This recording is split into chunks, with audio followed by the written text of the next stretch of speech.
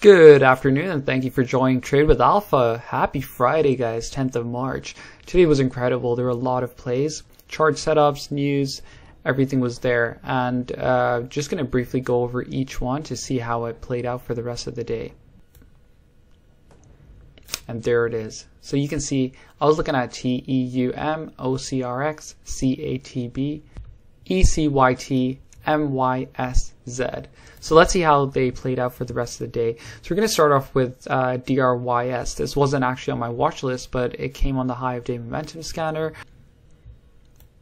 So for those who are wondering what's going on here, so what you want to watch out for is this right here. This was a previous high of day at $2, which is a whole number. So you always want to watch for these whole numbers because either they're going to be support or resistance. Now, how do you know whether it's going to be resistance or support? Well, it's quite simple actually. You just watch for whether it touches it, because if it touches it and then comes back down, like right here, you can see right here, touched $2, tested it, didn't break, came all the way back down. But then this morning you can see that it actually tried to touch $2 again and it broke right out. So break of $2 and boom, there you go, you get that 10 cents run. Now I know it's not a lot, but that's because the volume wasn't there. Had there been more volume, this would have easily ripped from $2 to about $2.20, $2.30, because we usually see those 20 cents rips. But guess what guys, it's a Friday, so you're not really trying to max out your profit, you're just trying to make scalps and move on for the rest of the day. Moving on, we have CATB right here. So this was actually the play of the day. A lot of people were watching this, and you can see here it had a high of about 1.88. So I'm just going to draw a line right there. And again, guys, it's all about the break of the high of days. That's what you want to watch out for. Higher lows, because people are picking up at higher prices. So everyone's anticipating that breakout. And that's what most traders are watching for. Essentially, you as a beginner, you should be watching for when the momentum comes in, because you want to be part of that ride, right? You want to get the chunk of the meat. It's not about getting the perfect entry and the perfect exit, but it's all about being in that part where there's a push of momentum, and you can see it right here. I'll just go over that.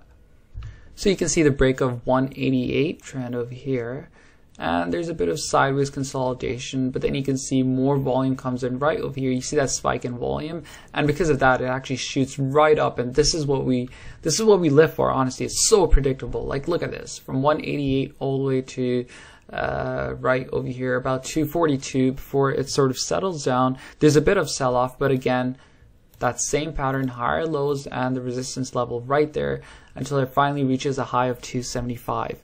And right from there, these are where all the shorters look to short, because you can see on the 6-month chart, I mean, it's extended, right? It went from 150 and it almost touched $3. So that's almost double. That's when you want to be careful. You want to take smaller position sizes. You want to scalp and not really go for the big profits. So let's see here. You can see it came back down all the way back to 2.2, and that's pretty much where it ends. Next, we have INAP, INAP. So let's have a look at this. So this was quite interesting actually, because I want you to look at the 6 months. Now what you see here, just like we talked about before, higher lows, and it formed this U-shaped breakout. What do I mean by U-shape? Well, if you look at this, it comes all the way down. Imagine drawing a U right here, and it comes right back to where it touched the previous resistance. So you can see right at that $3 mark, 304 to be exact. I'm going to draw a line. You can see the break of 304. Could see this go for a run, and that's exactly what happened. So in the morning, you can see it tried testing $3, didn't break, came back down, and then tried it for a second time, and that's where it sort of had this rip. So again, higher lows, resistance level, and that's where it breaks out from. It's a high of 324.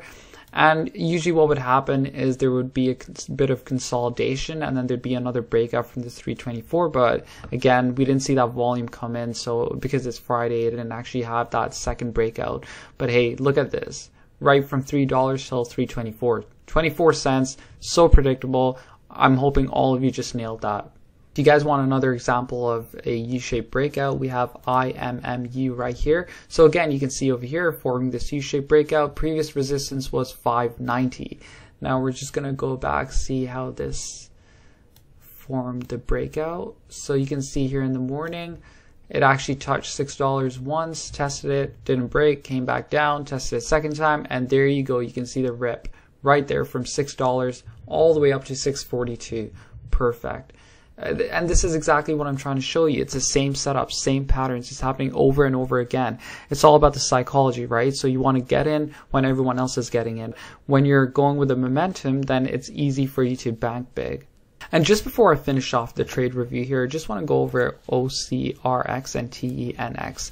And the reason I grouped these two together, you'll see right now, is because they both have a similar pattern. So you can see everyone was talking about OCRX, how this had a huge rip for about 60 cents all the way up to like $2, which is insane. But look right here, it's the U-shaped breakout, tested 97 cents, tested it once, couldn't break, tested it a second time, and we got this huge massive rip from $1 all the way up to $2. Essentially what happens is when it gaps down, it fills up the gap after the breakout. So you want to see that over here as well. You can see it over a couple of days. And then if you look at TENX, you can see over here, so again, gap down, and it formed this resistance at 97, which is a whole dollar mark, right? And no one's going to sell right at $1. Everyone usually sells at 99 or 98, which is why you don't want to sell at the exact whole dollar. You want to be safe and sort of minimize your risk there. So you can see it came back, a bit of consolidation, and now it's picking up again. So what I see in this is an excellent swing play, because we may be able to see that U-shaped breakout just like OCRX.